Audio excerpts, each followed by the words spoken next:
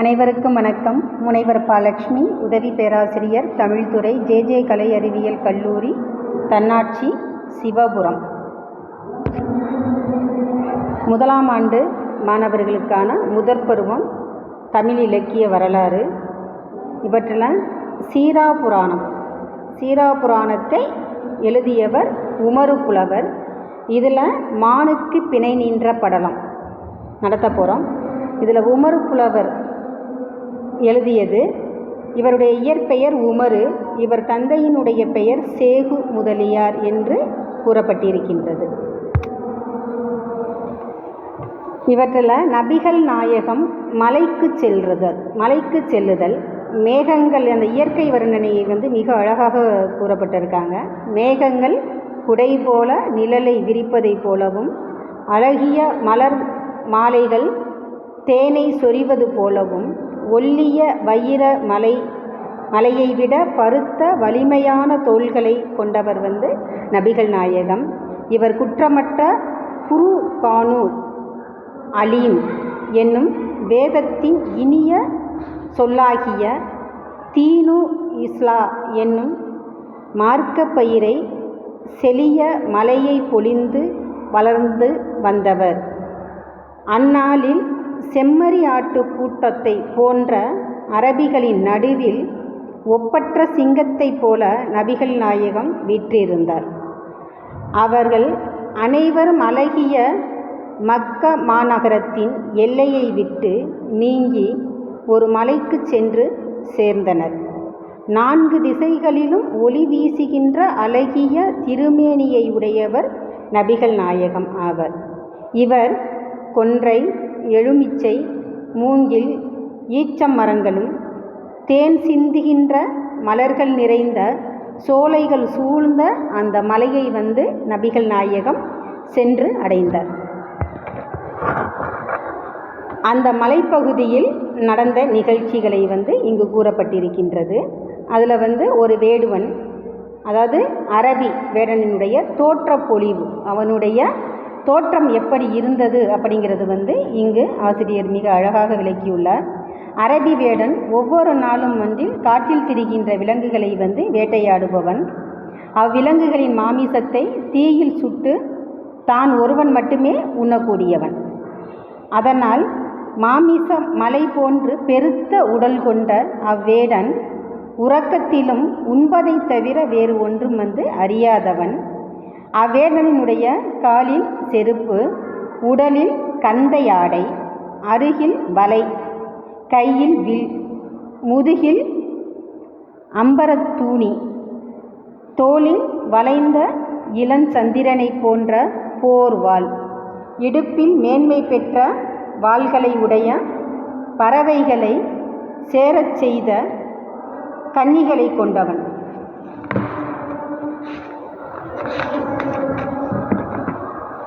மேலும் அவ்வேடன் சினம் கொண்ட உடல் தோற்றம், மாமிசம் மணக்கும் வாய், வேட்டையாடிய தலைகளின் விரிப்பு, கொலை செய்யும் கண்களும் அரபி வேடன் காணப்பட்டதாக அவ்வேடன் ஒரு மானை பிடித்து தன் வலையில் கட்டி வைத்திருப்பதாகவும் கூறப்பட்டிருக்கின்றது.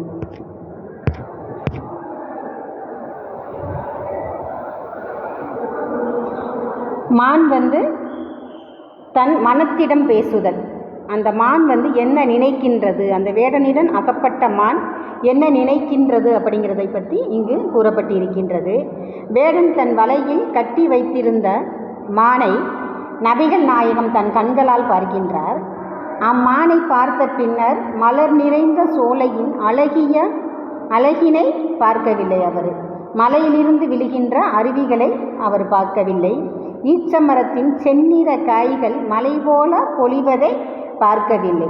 அந்த மலையின் அழகையெல்லாம் பார்க்காமல் மீண்டும் மானையை பார்த்து கொண்டு அதன் அருகில் செல்லுகின்றார். அப்பொழுது மான் நபிகள் நாயகத்தின் அருள் நிரம்பிய கண்கள், பிரகாசிக்கின்ற முகம், கஸ்தூரி மனம் வீசுகின்ற உடல் கண்டு தன் அருகில் வந்திருப்பது நபிகள் நாயகம் என்பதை அந்த மான் உணர்ந்து கொண்டது. தன் மனத்தில் ஆறுதல் அடைந்து தனது மனத்திடம் பேச அந்த மான் ஆரம்பிக்கிறது. நபிகள் நாயகம் பூமிக்கு வந்ததினால் தம் உடலுக்கும் உயிருக்கும் ஆபத்து இல்லை. நமது கன்றை நாம் கண்களால் பார்ப்போம் என்று தனது மனத்திடம் கூறிக்கொண்டு ஒரு நொடி தனது கண்களை மூடாமல் நபிகள் நாயகத்தை பார்த்து கொண்டே இருந்தது. நபிகள் நாயகம் அந்த மலையில் ஒரு மரத்தின் நிழலில் இருந்து கொண்டு வேடன் மாமிசத்தை சுட்டு உண்ணுவதையும் மான் திரும்பி பார்க்காமல் கட்டுப்பட்டு கிடப்பதையும் பார்த்தார். அப்பொழுது அதை பார்த்த அளவில் தன் மடியிலிருந்து வெள்ளிய பால் சொரியவும் கண்களில் நீர் சிந்தவும் உடலும் மனமும் பெருமூச்சு விட்டு காலின் கயிற்றோடு கட்டி கிடந்தது. நபிகள் அதை பார்த்து கொண்டே நின்றார். அதனால் அந்த மான் மீது அவருக்கு கிருபை அதிகமானது. கபீபு என்னும் காரண பெயருடைய நபிகள் நாயகம் நிற்பதை அங்குள்ள மரங்களும் கண்டன. மரங்கள் மானின் வருத்தத்தை கண்டு கண்ணீர் சொரிந்தன. அங்குள்ள பறவை வேடனையும் மானையும் பார்ப்பது ஆகாது என்று மிகவும் நடுங்கின. அங்குள்ள வண்டுகளும் நபிகள் நாயகம் வந்து விட்டார்கள், அந்த மானை மீட்பார்கள், வேடனும் கொள்கையை மாற்றிக்கொள்வான் என்பதை அந்த இயற்கையே உணர்ந்தது.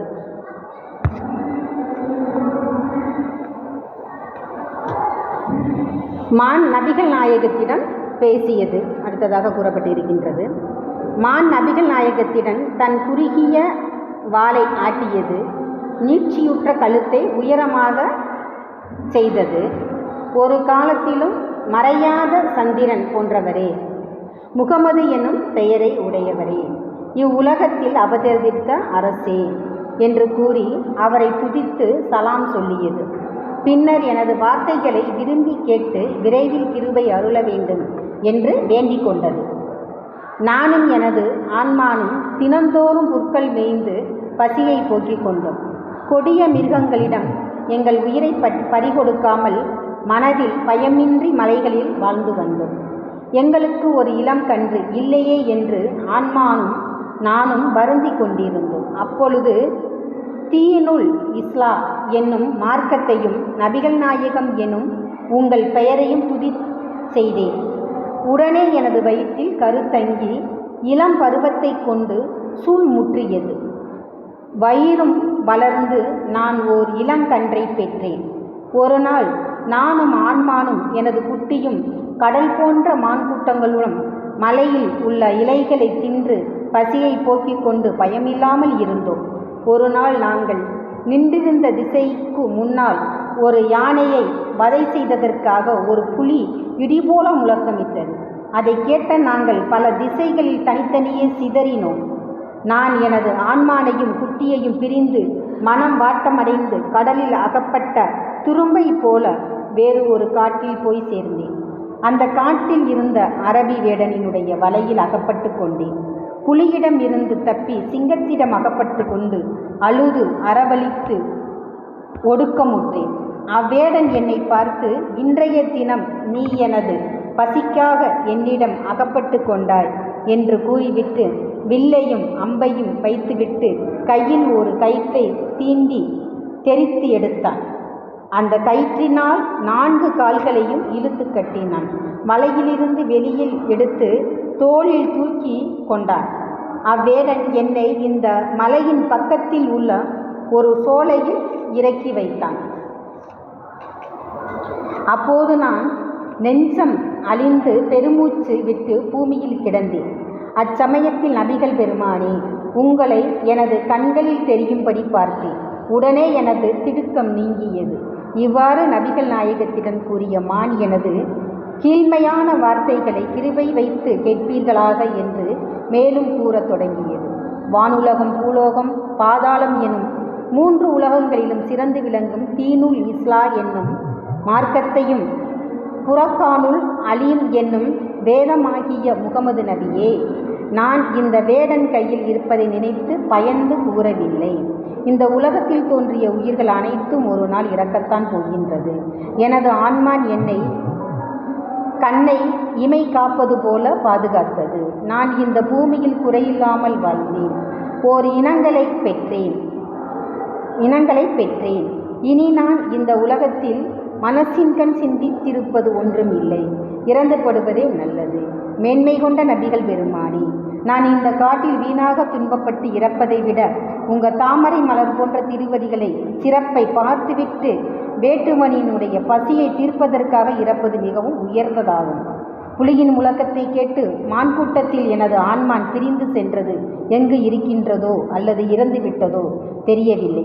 என்னை நினைத்து புல்லும் தின்னாமலும் தண்ணீர் குடிக்காமலும் துன்பப்பட்டு அழிகிறதோ தெரியவில்லை.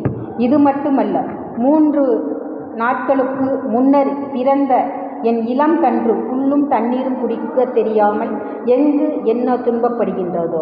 பாவியாகிய நான் அருகிலே எனது மடியிலிருந்து பால் வழிகின்றது. இளங்கன்று ஆன்மானுடன் சேர்ந்ததோ அல்லது புலியுடன் அகப்பட்டு கொண்டதோ, என்னை தேடி அலைந்து மறைக்கின்றதோ ஒன்றும் அறியேன். மேலும் இளங்கன்று மிகுந்த பசியினால் மெலிந்து திரிகின்றதோ செத்ததோ என்று வருந்துகின்ற துன்பமேயல்லாமல் நான் இந்த வேடுவனினுடைய வலையில் அகப்பட்ட துன்பத்தினால் என் உயிர் பிரியும் என்று நான் மனத்தின்கண் நினைக்கவில்லை. நபி பெருமானே, இது தப்பல்ல, சத்தியம். மேன்மைமிக்க நபிகள் பெருமானே, நான் இந்த வேட்டுவனினுடைய பசியை தீர்ப்பேன். எனது கால்களில் கட்டியுள்ள கயிற்றை அவிழ்த்துவிட்டு எனக்காக தாங்கள் வேடனிடம் பிணையாக இருந்து கொண்டு என்னை விடுவிக்க வேண்டும் என்று கேட்டுக்கொள்கின்றேன்.